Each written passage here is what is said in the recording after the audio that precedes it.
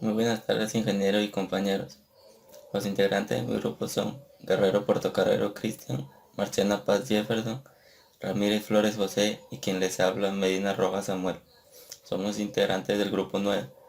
En esta oportunidad vamos a hacerle un video sobre lo referente a sistema variable de partículas. Como introducción, podemos decir que un sistema de partículas está compuesto por dos o más partículas. Es decir, si tenemos solo una partícula, no estamos hablando de un sistema de partículas. Pero si tenemos por acá otra partícula B, por acá otra partícula C, ahí estamos hablando de un sistema de partículas, ya que hay dos o más partículas. Muchas veces estos sistemas no ganan ni pierden partículas durante su movimiento. Pero en la aplicación de la ingeniería debemos considerar sistemas variables de partículas. Esto es, sistemas que ganan o pierden partículas, o ambas al mismo tiempo. Un ejemplo de ello es una turbina hidráulica. Su análisis implica la determinación de las fuerzas ejercidas por una corriente de agua en contacto con los álabes giratorios, y se advierte que las partículas de agua en contacto con estos forman un sistema que cambia en todo momento y que adquiere y pierde partículas de manera continua. Es decir, la fuerza de la corriente hace que las partículas de agua ingresen a la turbina hidráulica. Entonces, el sistema variable de partículas sería la turbina hidráulica, ya que al entrar el agua está adquiriendo las partículas, pero al mismo tiempo al girar los álabes, estos van a hacer que el agua salga. Entonces, al mismo tiempo, este sistema variable de partículas está perdiendo las partículas. Es por ello que se le llama un sistema variable de partículas. Otro ejemplo de sistema variable de partículas es un cohete, que para poder despegar, este tiene que tener una propulsión. Y esa propulsión consiste en que este cohete va a expulsar partículas de combustible. Entonces, este sistema variable de partículas solo pierde partículas durante su movimiento. Le doy pase a mi compañero Jefferson para que continúe con la exposición. Continuando con la exposición de mi amigo, a mí me ha tocado la corriente estacionaria de partículas. Considere una corriente estacionaria de partículas tal como un chorro de agua que se desvía a una paleta fija o un flujo de aire que pasa por un ducto o por un ventilador. Para determinar la resultante de las fuerzas ejercidas sobre las partículas en contacto con la paleta, el ducto o el ventilador, se aíslan estas partículas y se nota por ese al sistema definido de esa manera. En la siguiente figura observamos que S es un sistema de variable de partículas, ya que de manera continua gana las partículas que influyen hacia su interior. Y igualmente pierde el número igual de partículas que influyen hacia afuera del sistema. Por lo tanto, los principios de la cinética que se han establecido hasta ahora no pueden aplicarse de manera directa en S. Sin embargo, se puede definir con facilidad un sistema auxiliar de partículas que permanece constante durante un breve intervalo de tiempo. Considere el tiempo, el sistema S más las partículas que entran en S durante el intervalo de tiempo, según la figura que vamos a mostrar a continuación. A continuación, consideramos que el tiempo T más el diferencial de tiempo del sistema S más las partículas que han salido con S durante el intervalo de tiempo. Claramente las mismas partículas están implicadas en ambos casos, y es posible aplicar a aquellas partículas el principio de impulso y la cantidad de movimiento, puesto que la masa total del sistema permanece constante. Las partículas que entran en el sistema y aquellas que salen de él en el tiempo deben tener la misma masa, denotado por la velocidad de E y la velocidad de A respectivamente. Las velocidades de las partículas que entran a S en A y las que salen de S en B se representan en la figura, en la primera figura. La cantidad de movimiento de las partículas que entran en S, que sería la variación de masa por la velocidad de A, y la cantidad de movimiento de las partículas que salen de S, que sería la variación de masa por la velocidad de B, según la figura número C, que tenemos aquí. La variación de masa por la velocidad de B y la variación de masa por la velocidad de B.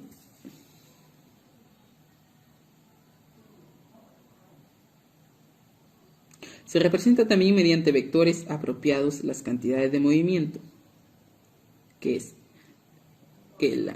la masa inicial y la velocidad inicial, y las partículas que forman a S y a los impulsos de las fuerzas ejercidas sobre S, y se indica mediante signos más e igual que el sistema de las cantidades de movimiento e impulso en los inicios de A y B de la figura.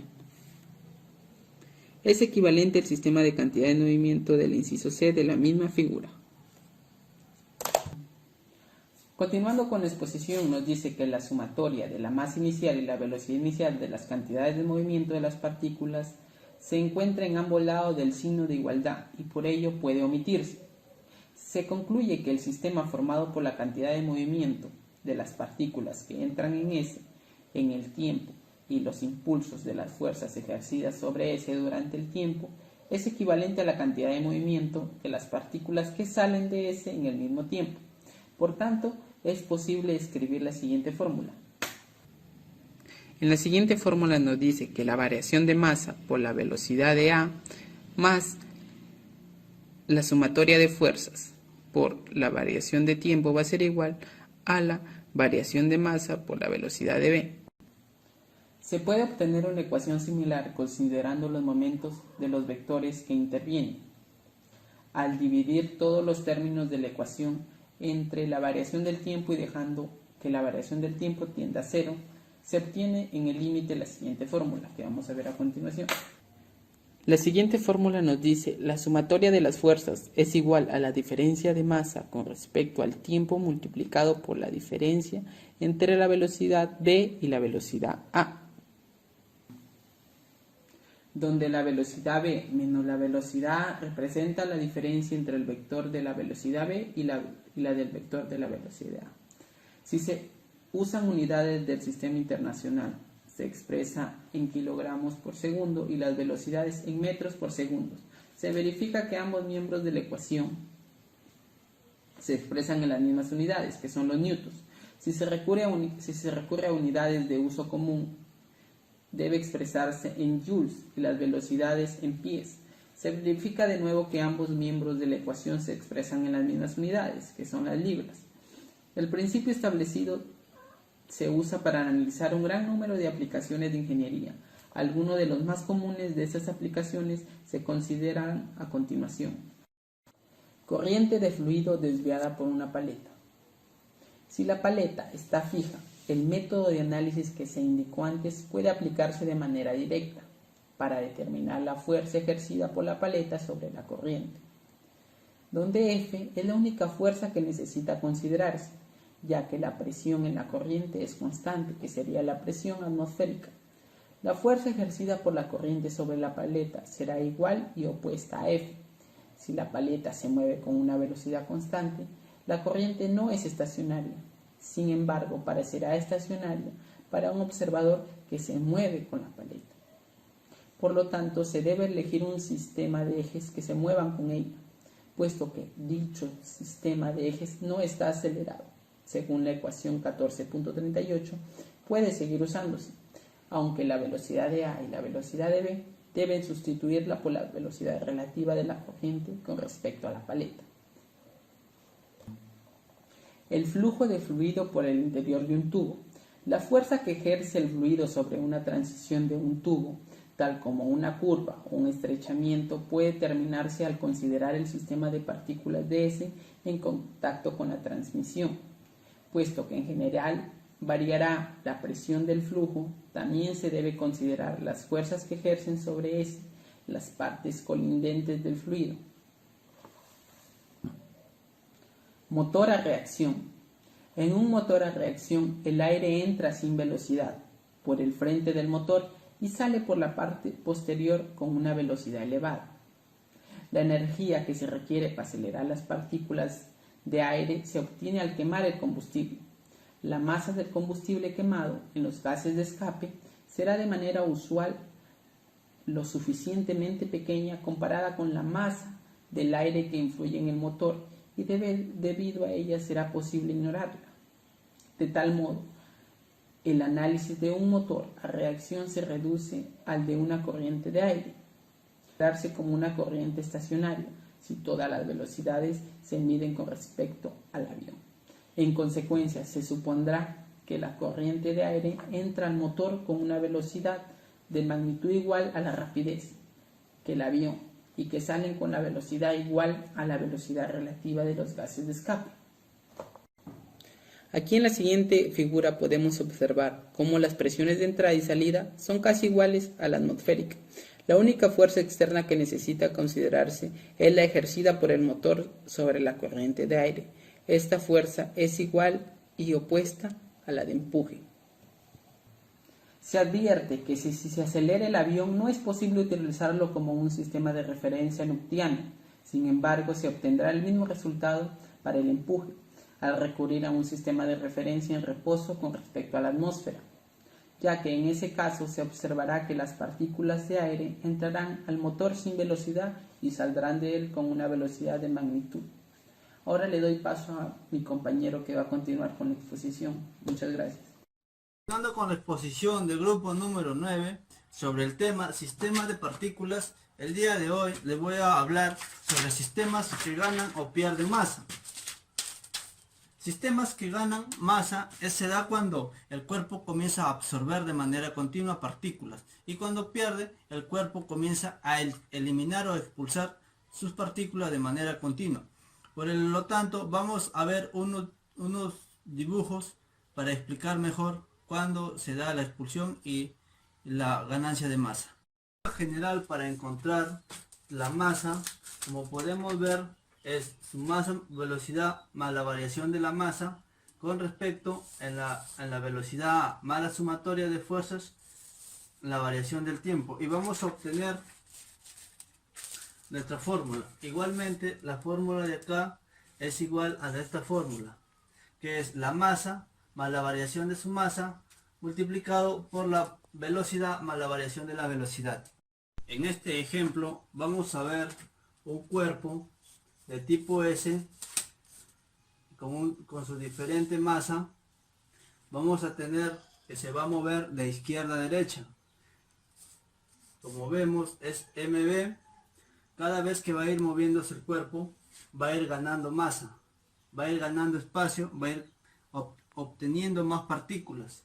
En el tramo de acá vemos que va aumentando, aumenta, va aumentando y va ganando más partículas. Y tenemos un final que se impulsa con una masa más la variación de su masa por su velocidad más la variación de su velocidad. Por lo tanto, tenemos que la masa final del cuerpo S es la masa más la variación de su masa. Continuando con mi exposición, ahora vamos a resolver para las sumatorias de fuerzas con respecto al tiempo. Esa sería la sumatoria de fuerzas con respecto al tiempo. Del impulso de las fuerzas externas que actúan sobre el cuerpo S. El cuerpo S lo hemos trabajado hace un momento, donde explicábamos que esta parte era un cuerpo con determinado S, con una determinada masa, que impulsaba de izquierda a derecha.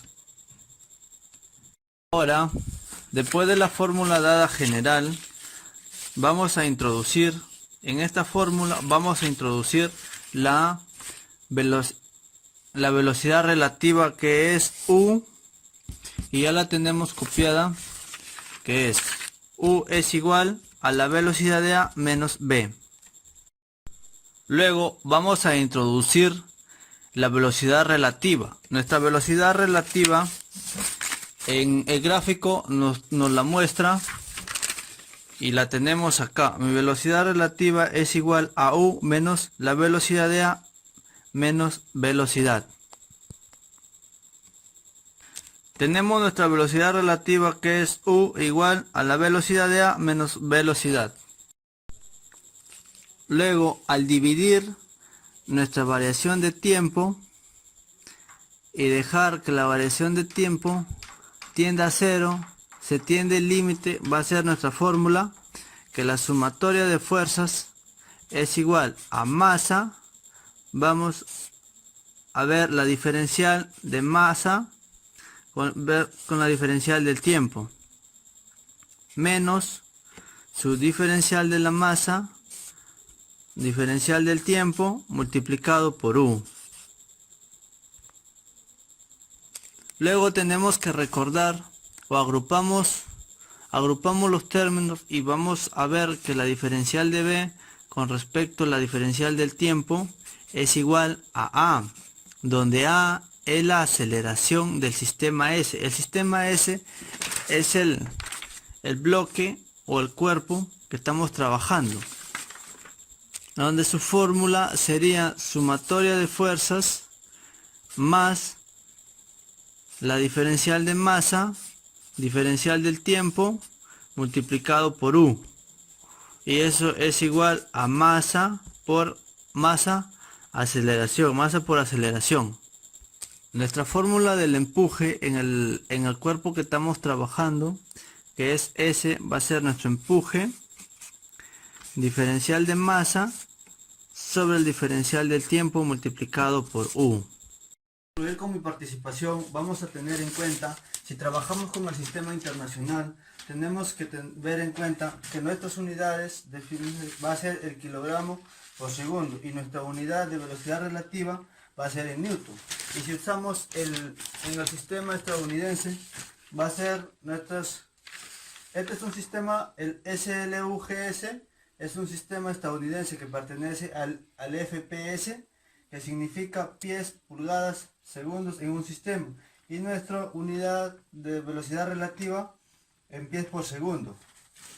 Lo que les estaba comentando hace rato, que significaba pies, libras, segundos en un sistema que pertenece al sistema estadounidense, al FPS. Gracias, y daría pase a mis compañeros para que concluyan con la exposición. Bueno, para terminar con la exposición del grupo 9 tenemos el siguiente problema. Dice, de una tolva cae grano sobre una rampa CB a razón de 240 libras por segundo. Esa sería la variación de masa, que al dividirlo entre 32.2, que es la gravedad en pies, sería 7.45. Dice, el grano golpea a la rampa en A con una velocidad en 20 pies, velocidad de A 20 pies, y sale en B con una velocidad de 15 pies por segundo. Dice, formando un ángulo de 10 grados con la horizontal. Tenemos la velocidad de B, con la horizontal va a formar un ángulo de 10 grados. Si el peso combinado de la rampa y el grano que se transporta es una fuerza W de una magnitud igual a 600 libras, tenemos que el peso sería 600 libras, aplicada en el punto G. Determine la reacción en el rodillo del apoyo en B, la reacción en B, y las reacciones en C. Como sabemos, en B es un sujetador de rodillo, por lo cual solo va a tener una reacción, que va a ser la reacción en Y, que está aquí. Y en C, como es un sujetador de pasador, tenemos dos rodillos, que sería reacción en X y reacción en Y. Bueno, seguimos. Vamos a hacer ahorita las reacciones en X.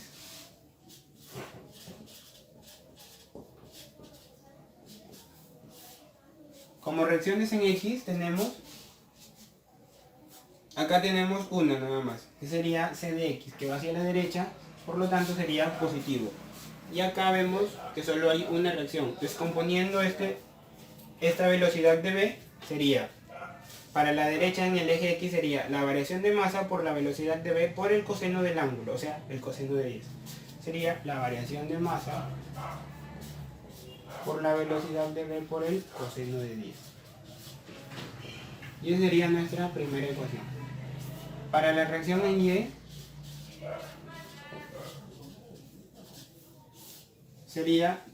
tenemos esta. Para abajo tenemos negativo, menos la variación de la masa por la velocidad de A, más, tenemos otra C de Y, más C de Y, menos el peso, más la reacción B. Esto sería igual a esto, negativo, porque va hacia abajo, sería menos la variación de la masa por la velocidad de B por el seno de 10. Y esa sería nuestra segunda ecuación en el ejercicio. Ahora, para hallar momentos, ¿en dónde me conviene hallar un mejor momento? Me conviene hallar en C. ¿Por qué? Porque este es un sujetador de pasador, como ya lo dije anteriormente, y habrían dos reacciones, en el cual hacer momento ahí me haría simplificarlas. Momento en C sería el primer momento, sabemos que en el momento son distancia por la fuerza, ¿verdad? Entonces sería aquí, como va en sentido horario, sería negativo, menos la distancia que es 3 por la variación de la masa por la velocidad de A. Otro, tenemos el peso, ¿verdad? Claro, igual va en sentido horario y sería por lo tanto negativo, menos 7, que es la distancia, por el peso. Seguimos con la reacción en B, que sería en sentido antihorario, por lo cual sería positivo. Sería más, serían 12 pies por B. Muy bien, esto me daría igual a... Ahora acá tenemos dos reacciones, en X primero. Sería 6, la distancia 6, porque va en sentido antihorario, sería positivo, por la variación de masa, por la velocidad, por el coseno de 10.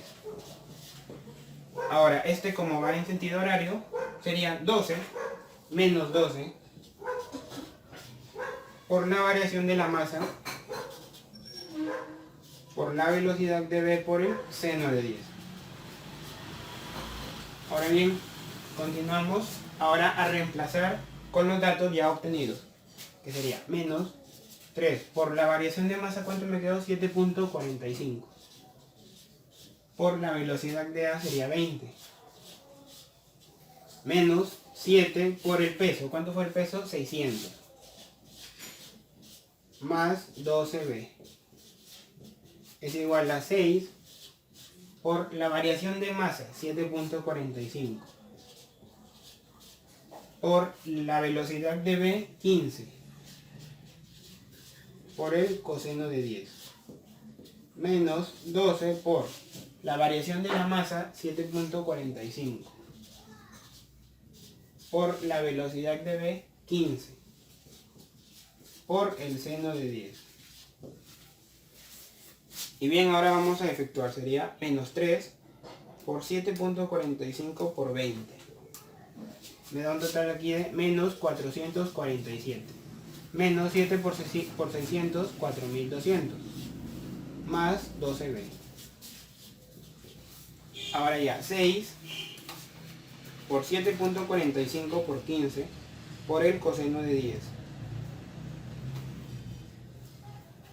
Me da un total de 660,3 menos 12 por 7.45 por 15 por el seno de 10, que me da un total de 232,9. Bien, ahora quedamos en este lado solo el 12B y sería 660,3 menos 232,9. Me da un total de 427,4. Y estos pasan sumando, más 447 más 4200. 12B es igual a 427,4 más 447 más 4200. Me da un total de 5074,4. Este resultado, al dividirlo entre 12, me queda B como 5074,4 entre 12. 422,9. Y como está positivo, sigue con como una reacción hacia arriba, ¿no? Que sería esto. Bien, ahora calculemos las reacciones en X. Esto sería mi resultado en B. Ese sería el primer resultado de lo que me piden. Ahora, la reacción en X sería el primero. C de X es igual a la variación de la masa por la velocidad de B por el coseno de 10. C de X es igual a la variación de la masa 7.45 por la velocidad de B, que es 15, por el coseno de 10. Sería 7,45 por 15 por el coseno de 10. En la reacción en X me daría 110,1. Igual, como es en X, sería con la flechita para la derecha. Y el otro sería la reacción en Y, sería menos la variación de la masa. ¿Cuánto me dio la variación de la masa? 7.45 por la velocidad de A, que es 20, más CY, menos el peso, que es un total de 600, más B, que ya lo conocemos aquí, que es 422,9. Esto es igual a menos la variación de la masa por la velocidad de B. ¿Cuánto es la velocidad de B? 15 por el seno de 10. Bueno, efectuando quedaría 7.45 por 20 menos 149. Quedaría menos 149 más C de Y menos 600 más 422,9. Sería menos 177,1. Esto es igual a menos 7,45 por 15 por el seno de 10, que sería menos 19,4. Bien, ahora quedamos acá en esta parte solo al C de Y y me quedaría menos 19,4 más 149 más 177,1. Ese resultado me va a quedar 19,4 menos más 149 más 177,1. Me quedaría en C de Y 306,7. Como es en C de Y es positivo, quedaría con la flechita para.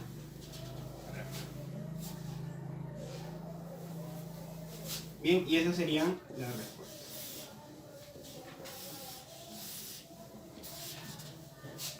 Bien, doy por finalizado el ejercicio y muchas gracias.